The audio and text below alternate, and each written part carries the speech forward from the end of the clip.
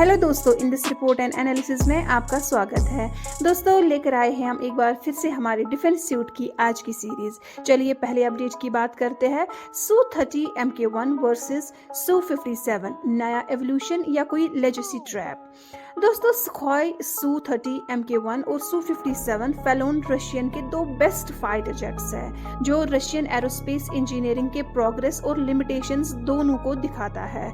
Su-57 जो Russia का पहला 5th जनरेशन स्टील्थ फाइटर है, अपने डिजाइन से Su-30 Mk1 से इंस्पिरेशन लेता है, जो एक 4.5 जनरेशन मल्टी रोल फाइटर है और इंडिया के लिए स्पेशली टेलर किया गया है।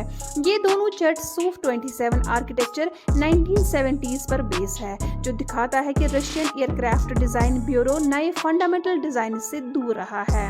Su-57 का Su-30 Mk1 से कनेक्शन साफ नजर आता है। दोनों aircraft canard delta wing configuration use करते हैं, जो Su-27 से आई एक लेजेसी है।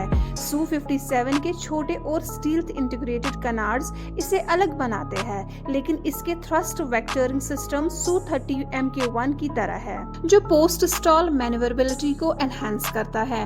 वेस्टर्न स्टील्थ फाइटर्स जैसे F-22, जहां लो ऑब्जर्वेबिलिटी को प्राइमरी इंपॉर्टेंस दी जाती है, वही रशियन डिजाइन्स अब भी एगिलिटी और एरोबैटिक्स पर फोकस करते हैं। Su-57 का फ्यूजलैग Su-30 Mk1 से वाइड है और इसका इंजन नेसल लेआउट भी सिमिलर है, जो इंटरनल वेपन बेस को एडजस्ट करने और रैडर क्रॉस सेक्शन यानी RCS को कम करने के लिए डिजाइन किया गया है। Su-30 Mk1 का RCS 20 मीटर स्क्वायर तक है, जबकि Su-57 का RCS approximate 0.1 to 1 metre square तक घटाया गया है, जो इसे एक और एडवांस्ड और स्टील्थ एयर फाइटर बनाता है। दोस्तों, बढ़ते एक और अपडेट की ओर। DRDO का JAU सिस्टम ड्रोन्स का गेम ओवर। दोस्तों, DRDO के Hyderabad based defence research and development laboratory ने jammer anti UAV system unveil किया है, जो एक एडवांस्ड काउंटर ड्रोन टेक्नोलॉजी है।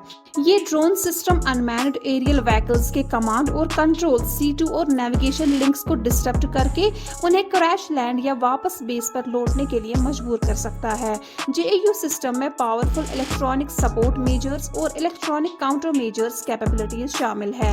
JAU सिस्टम का प्राइमरी फोकस UAV के दो क्रूशियल लाइफलाइंस को इंटरसेप्ट करना है। C2 लिंक, जो ड्रोन और ऑपरेटर के बीच कनेक्शन बनाता है, और नेविगेशन लिंक, जो अक्सर GPS या GLONASS जैसे ग्लोबल नेविगेशन सैटेलाइट सिस्टम्स पर डिपेंड करता है। ASM का यूज करके ये सिस्टम UAV के सिग्नल्स को वाइड फ्रीक्वेंसी स्पेक्ट्रम में डिटेक्ट और आइडेंटिफाई करता है।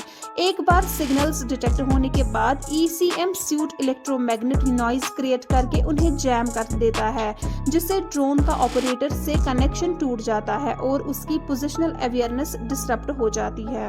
दोस्तों, नेक्स्ट अपडेट में आपको बता दें, इंडिया बेल्जियम पार्टनरशिप। अब लाइट टैंक ट्यूरेट्स भारत में ही बन रहे हैं। दोस्तों, Belgium based John Cockerill defence ने Indian company electro pneumatics and hydraulics private limited के साथ ज्वाइंट वेंचर साइन किया है, ताकि लाइट टैंक्स के लिए ट्यूरेट्स का प्रोडक्शन इंडिया में किया जा सके। ये पहली बार है कि कंपनी बेल्जियम के बाहर मैन्युफैक्चरिंग फैसिलिटी एस्टैब्लिश करेगी, जो चक्कन, पुणे में लोकेटेड होगी। ये 60:40 ज्वाइंट वेंचर DRDO और L&T के द्वारा project Zorawar light tank programme के ट्यूरेट्स सप्लाई करने के लिए चुना गया है। मेक इन इंडिया इनिशिएटिव को सपोर्ट करते हुए पहले फेज में 59 लाइट टैंक्स के ट्यूरेट्स बनाए जाएंगे, जो हाई ऑल्टीट्यूड ऑपरेशंस के लिए डिजाइन किया गया है।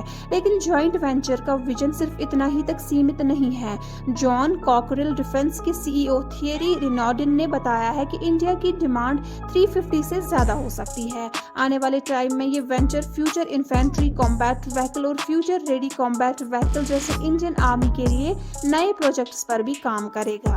दोस्तों, ये थे आज हमारे डिफेंस सूट के आज के अपडेट्स। मिलते हैं हमारे नए वीडियो में कुछ और इन्फॉर्मेटिव अपडेट्स के साथ। हमारे साथ जुड़े रहने के लिए आपका धन्यवाद।